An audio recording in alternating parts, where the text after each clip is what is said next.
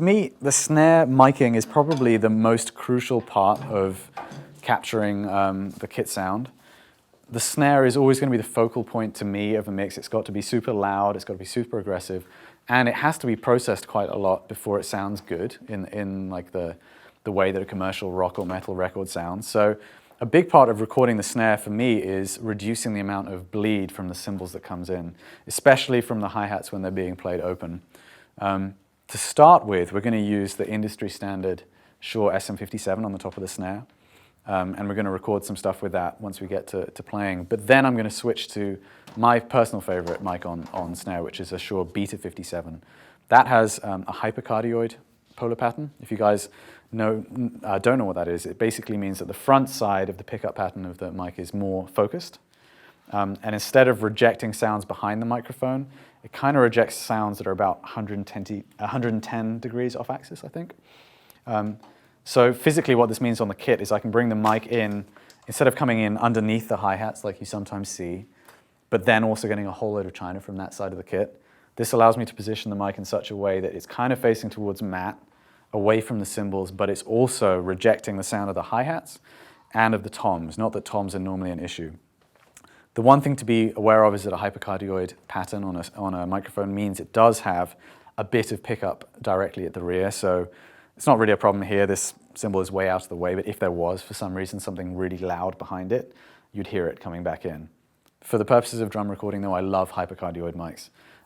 They really help cut down on that bleed, and it means that I can process the snare track so much more to achieve like a really powerful, almost sample-esque sound without having to reach for samples. Anyway, I think I kind of put the cart before the horse there because I think I want to talk primarily about how you mic a snare drum. Sometimes you can get away with just having a mic on the top of the drum, which is going to pick up the attack from the stick hitting the drum. But for the kind of music that we play, we quite often want more presence from the snare wires underneath. And so for that reason, I tend to put a microphone underneath. Down there I have a Sennheiser MD441, which is another hypercardioid mic. I really like the sound of that microphone underneath the snare because it is a dynamic microphone, but it tends to have a more extended top-end response. So it's really good at picking up the kind of articulation of the snare wires. And it's also really fat sounding, and typically that place, if you were to put your ear down there, is not a particularly pleasant place to listen to a drum from. So a slightly fatter microphone tends to be more flattering and it picks up more of the body of the drum. And compared to maybe just putting another SM57 under the drum, which is fine, but if you compare it to that, I find that that's a far more pleasing sound. Something worth saying is I've come into this session with a lot of my own mics, and this is something that I really like to do. It's part of what we're talking about, which is being prepared and being able to walk into an unfamiliar situation and still get results that you really that are going to be really good, and knowing where to put the microphones as well because you have hands-on experience with the microphones. So I'd say it's very important, first of all, to get out there and try the industry standard microphones like the SM57 on the snare, the D112 on the kick. Get used to how that sounds. Get used to mixing with those sounds because nobody could ever tell you they're bad microphones. So many amazing sounding records have been made with those, and when we get to the toms, the 421s are the kind of industry standard that we're not using. But once you start to really get to grips with that, you can start to specialize and find things that work a little bit better for what you do. They might be really exotic, they might be really simple, but start with the basics and go from there. Something I'm also going to talk about, we spoke a little bit about the depth of snare drums earlier, but the depth of the drum and also the type of head you're using on the top of the drum is really going to affect what that microphone on top of the drum hears. The difference between this head and a thin single ply head is really quite drastic when you put a microphone on it. You hear a lot less of the snare wires coming through, I guess just because it's blocked by such a thicker drum head there. So when you're using a thicker, more durable head like that, it's really important to me to have the bottom mic. A thinner drum, just by virtue of reducing the distance between the snare wires and the microphone, you are going to hear more of it in the top. To me, there's a sweet spot. A really thin drum, you kind of can't control the relative balance of the tone of the drum with the snare wires.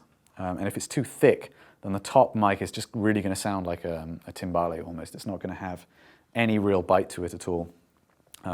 So this snare is 14 by 6, which is 14 by 6, 14 by 6.5. 6.5 probably is like the most common snare depth these days. Even up to a 7 is really good. To me, a 14 by 8 drum, which you do see, generally too deep for what I like. In terms of angle that I'm coming in on the snare drum, you can get very in-depth with just perfecting the exact amount of like the steepness of the angle coming down on the drum and kind of where on the head it's pointing, whether it's in the middle or further out towards the edge. They are all going to sound really different. And if you have time to really refine that to get exactly the right tone, you'll find that as you move towards the outside edge of the snare, you hear more of the overtones. And you get a brighter sound, but not necessarily more of the stick attack, whereas going more towards the center is going to pick up more of the attack, but be a generally darker sound.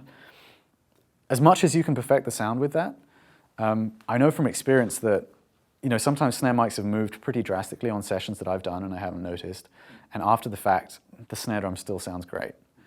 I'm not saying that it can't be perfected with placement, but when I'm setting up, I'm thinking more about isolation, the bleed, making sure that the mic is kind of pointing in towards Matt rather than at the other cymbals. I generally kind of point towards the center of the drum, if not just a little bit closer. Again, that's going to help reduce bleed that's going to come in from the top of the microphone. That to me is the main priority. If I have reduced bleed in the microphone, I can process it so much more to make up for the maybe slightly inadequate sound.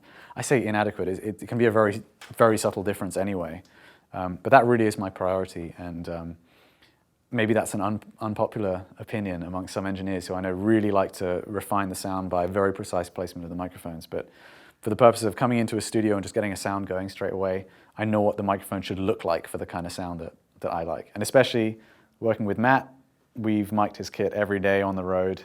Well, our sound guy does that mainly, but we refine all of that together. We've done it thousands of times.